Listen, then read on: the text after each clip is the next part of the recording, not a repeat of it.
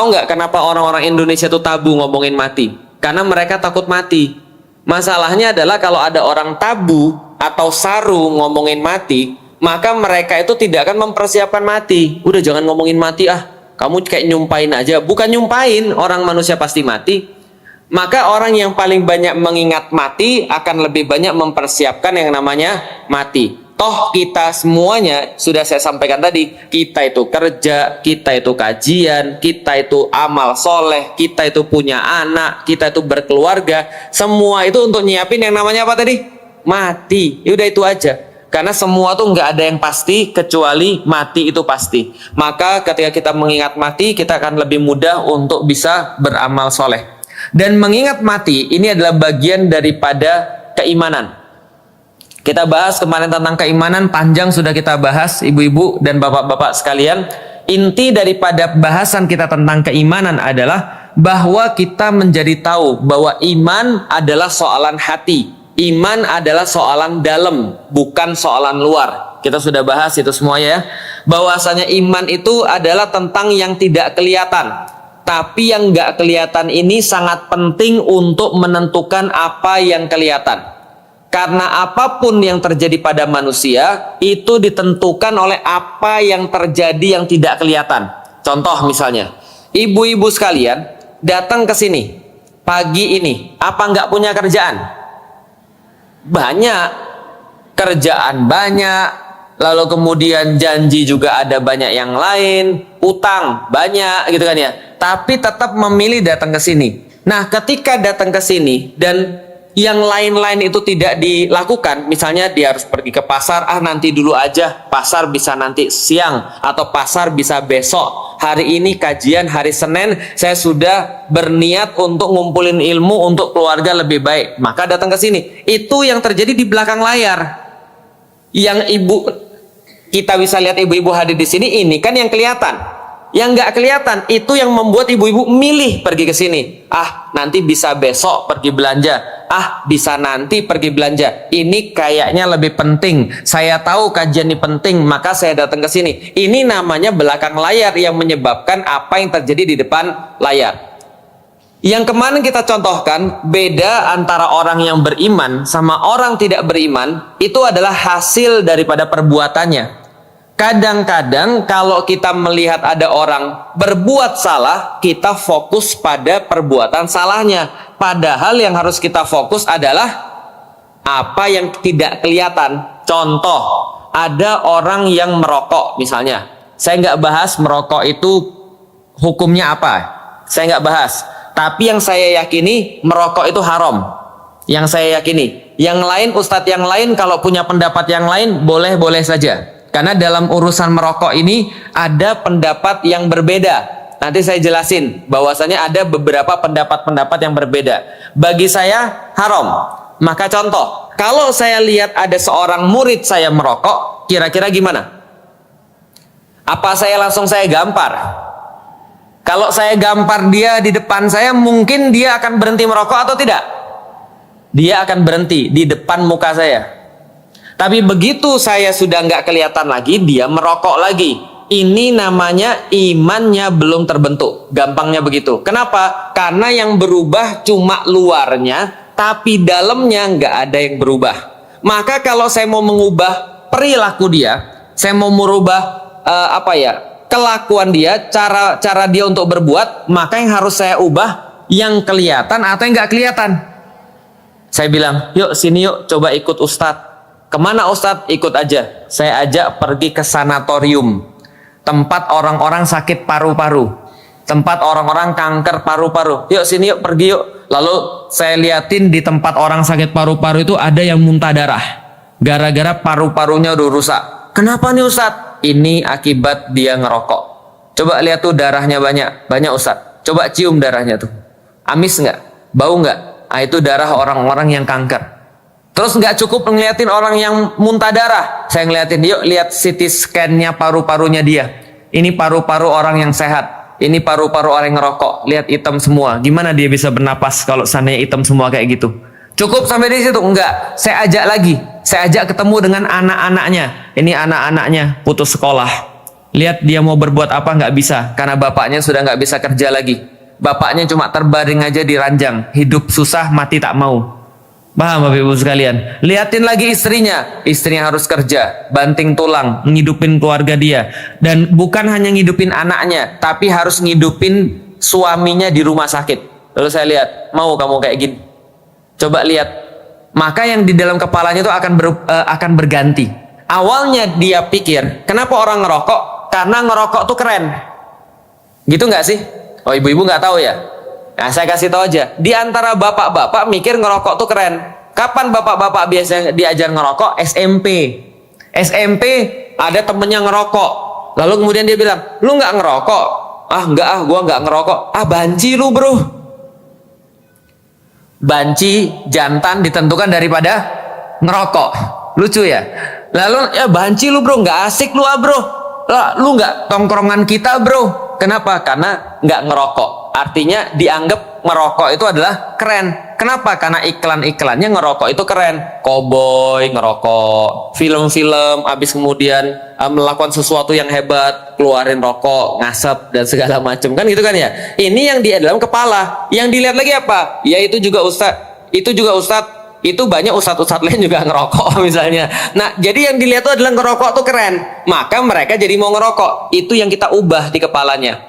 Ketika saya nganterin mereka pergi ke sanatorium, ketika saya nganterin mereka ngelihat keluarga orang yang kena kanker paru-paru, ketika saya ngeliatin paru-paru perokok itu yang rusak berat dan segala macam, itu saya sedang memberikan dua hal, ilmu dan bukti. Masih ingat kemarin? Bahwa akidah iman itu tergantung pada ilmu dan bukti. Sama kayak ada orang yang ketika dia belum Islam, lalu kita pengen kasih tahu tentang Islam. Yang kita lakukan bukan maksa. Syahadat nggak lo? Kalau lo nggak syahadat, gua tembak misalnya. Nggak bisa. Karena di dalam Islam la ikraha fiddin, tidak ada paksaan di dalam agama Islam. Kita nggak boleh maksa orang untuk Islam, tapi yang bisa kita berikan adalah bukti dan ilmu. Yang terjadi pada saya begitu, yang saya ceritakan kemarin. Coba lihat Tuhan itu ada atau tidak. Kalau Tuhan ada, Tuhannya yang mana? Apakah benar Tuhan itu bentuknya manusia? Lah kalau Tuhan bentuknya manusia, tangannya cuma dua, masing-masing tangan jarinya cuma 5, matanya cuma 2, berarti terbatas dong. Kalau Tuhan ngelihat sebelah sini, Tuhan nggak bisa lihat yang di belakangnya dong. Kan gitu, bisa dipahami ibu sekalian. Kalau Tuhan dalam bentuk manusia nggak masuk akal, kakinya 2, dia terbatas dan seterusnya. Maka ini membuat saya tidak punya ilmu dan tidak punya bukti, sehingga saya males-malesan dalam agama saya. Bisa dipahami ibu sekalian. Pas saya di dalam agama saya yang lama, ketika saya mikir, yang saya dapat justru bukan bukti dan ilmu yang meyakinkan. Yang saya dapat justru bukti dan ilmu yang tidak meyakinkan. Makanya hasilnya saya malas-malasan dalam beragama. Berarti kalau ada orang muslim sekarang yang malas-malasan dalam agama, berarti dia tidak yakin, tidak punya ilmu, tidak punya bukti. Lah kalau itu saudara kita, kalau itu suami kita, kalau itu anak kita, tugas ibu-ibu bukan maksa dia sholat. Nggak sholat, ibu hajar nih, gak usah makan. Bisa sih kalau dia masih kecil. Bisa sih kalau dia masih 7 tahun, 8 tahun, 9 tahun, 10 tahun. Coba kalau dia sudah 26 tahun.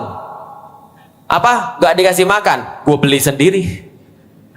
Gak boleh pulang ke rumah? Gak apa-apa, malah gue seneng nginep di tempat temen. Kan gitu kan ya? Nah ini gak bisa, harus diubah tadi bukti dan ilmunya. Coba lihat kehidupan itu seperti apa. Yakin gak Tuhan itu ada? Diajak diskusi, diajak ngobrol. Nah inilah tugas daripada orang tua. Bagaimana caranya menanamkan keyakinan pada setiap orang-orang tadi. Lah kalau kita yang malas-malasan dalam agama, berarti kitanya harus nyari ilmu, kitanya harus nyari bukti, sampai kita sadar dan sampai kita yakin bahwa Allah itu pasti ada. Saya nyari ilmu, nyari bukti, mikir sampai dapat Tuhan itu pasti ada. Setelah saya yakin Tuhan itu ada, maka saya cari tahu Tuhannya siapa. Oh, ternyata saya dapat Tuhannya namanya Allah. Tahu dari mana? Karena Al-Quran itu tidak ada yang bisa mendatangkan yang semacamnya. Ini kitab sampai sekarang nggak ada lawannya. Karena nggak ada lawannya, berarti kitab ini apapun yang dia sampaikan pasti betul. Karena ibaratnya produk itu pasti ada yang namanya buku petunjuk. Maka manusia kalau dia adalah sebuah produk, buku petunjuknya datang dari pabriknya, namanya apa? Al-Quran. Maka saya tahu Al-Quran ini, selama saya berpegang pada Al-Quran, hidup saya tidak akan pernah rusak. Hidup saya nggak akan pernah salah. Saya pasti bisa punya solusi. Kenapa? Karena Al-Quran datang daripada Allah. Ilmunya ada? Ada. Buktinya ada? Ada. Kapan bahasanya? Kemarin, dua pertemuan yang lalu kita sudah bahas tentang kenapa kita itu harus milih Islam, bukan milih agama yang lain. Bisa dipahami sampai di sini, Ibu sekalian? Oke. Maka pada hari ini yang saya pengen bahas adalah Islam itu akidahnya beda dengan akidah yang lain. Iman dalam Islam beda dengan iman yang lain. Apa bedanya? Iman di dalam Islam itu mengharuskan Anda punya akal dan pakai akal. Yang lain tidak mewajibkan. Mau tes, ibu-ibu sekalian? Mau tes? Pulang dari sini, coba cari teman kita misalnya beragama lain. Tanya coba sama dia, kenapa kamu percaya dengan agamamu? Kalau ibu terus tanya kenapa, jawabannya pasti begini ujung-ujungnya. Iman itu tidak usah dipikirkan. Yang penting kita bisa beriman. Bahkan orang-orang muslim zaman sekarang juga banyak yang begitu. Kenapa? Karena imannya nggak pakai akal. Padahal di dalam Al-Quran, coba ingat baik-baik ibu-ibu sekalian, di dalam Al-Quran tidak ada satupun ayat tentang keimanan di dalam Al-Quran kecuali Allah gandengkan ayat tersebut dengan berpikir. Artinya apa? Kalau manusia itu mau beriman, dia harus mikir. Kalau manusia nggak mikir, ujung-ujungnya dia pasti jadi tidak beriman. Contoh, kemarin sudah kita singgung tipis-tipis. Allah sampaikan di dalam surat Ali Imran, Inna fi khalqis samawati wal ard wa ikhtilafil laili wan nahar la ayati liulil albab. Sesungguhnya dalam penciptaan bumi dan langit, langit dan bumi, dan dalam silih bergantinya malam dan siang, terdapat tanda-tanda bagi orang yang berpikir. Kok langit bisa tinggi tanpa tiang? Kok bisa yang namanya bumi dihamparkan luas sekali seperti itu? Gunung-gunung dipasakkan, laut, dan dengan segala macam keteraturan bumi. Bahwasanya komposisi udara itu pas banget buat manusia. Manusia sendiri sangat indah dan sangat luar biasa rumit. Ibu-ibu sekalian, mau diajarin yang rumit-rumit lagi?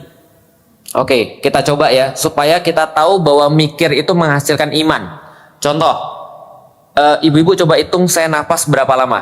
Ya, saya narik dan keluarin napas berapa lama? Berapa lama? Tadi berapa lama? Coba hitung. Berapa lama? Nggak nyampe 2 detik ya, sepakat? Paling 1,5 detik ya. Tapi tahu apa yang terjadi dalam 1,5 detik itu?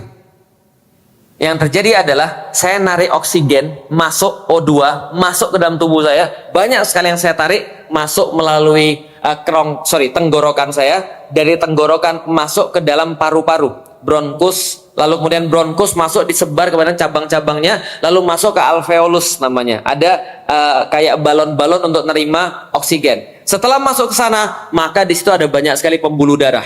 Pembuluh darah saya itu lalu kemudian ngikat oksigen yang tadi saya bawa, lalu kemudian dengan zat besi dia ngedarin ke seluruh tubuh saya, dari ujung ubun-ubun sampai dengan ujung kaki saya, semua diedarin yang saya tarik tadi, dan kemudian dia masukin ke setiap sel-sel di dalam tubuh saya. Sel-sel dalam tubuh saya itu ada miliaran. By the way, dia ngalirin lewat pembuluh darah tadi, dan pembuluh darah tadi, satu manusia kayak saya saja itu kalau dikumpulkan dan disambung itu 40.000 kilometer lebih. Berapa? 40.000 kilometer lebih. Itu seperti keliling dunia, keliling bumi, itu 40.000. Dan ketika dia sudah nyebar banyak sekali, dia masuk ke dalam setiap sel. Di dalam setiap sel ada namanya siklus glikolisis, ada transport elektron. dan siklus Krebs terjadi di saat yang sama. Semuanya terjadi siklus yang pokoknya panjang, yang ibu-ibu pas belajar biologi di IPA skip itu kan, siklus Krebs, transport elektron, dan siklus glikolisis itu ya. Nah setelah itu kemudian jadi menghasilkan karbon dioksida. Karbon dioksida lewat lagi pembuluh darah yang panjangnya berapa tadi? 40.000 km, lalu masuk lagi ke dalam paru-paru, keluar lewat hembusan nafas saya tadi. Berapa lama? 1,5 detik. Bisa kebayang ibu-ibu sekalian, kalau badannya menolak untuk melakukan itu kira-kira gimana? Contoh ya, sudah pernah ngetes jantung belum? Udah pernah tahu jantung kayak apa? Nih jantung itu kayak tangan kanan. Tangan kanan, oke, tangan kanan. Jantung itu kayak gedenya tangan kanan. Jadi jantungnya Felix Yao itu kalau misalnya dikeluarin kira-kira segede ini. Segede kepalan tangan saya, tangan kanan saya. Ini jantung saya nih. Gede atau besar? Besar atau kecil? Ya lumayan lah ya, rata-rata. Tahu jantung itu geraknya gimana ibu-ibu sekalian? Nih, dek dek dek dek. Dia mompa darah. Tadi yang saya cerita darah, yang jalannya berapa puluh ribu kilometer tadi? 40.000 kilometer, itu yang mompa yang namanya jantung itu. Ibu punya di rumah ada mesin pompa. Sudah ganti berapa kali? Sudah ganti berapa kali di rumah? Udah rusak berapa kali? 2 kali ya? Itu baru berapa bulan ibu? Baru berapa tahun ya? Udah ganti 2 kali. Ini badan kita tuh pompanya cuma satu, namanya adalah jantung. Gini, dep dep dep dep dep dep. Oke, ibu sudah usia berapa ibu? 64. Berarti sudah berapa lama dia begini? Dep dep dep dep. 64 tahun.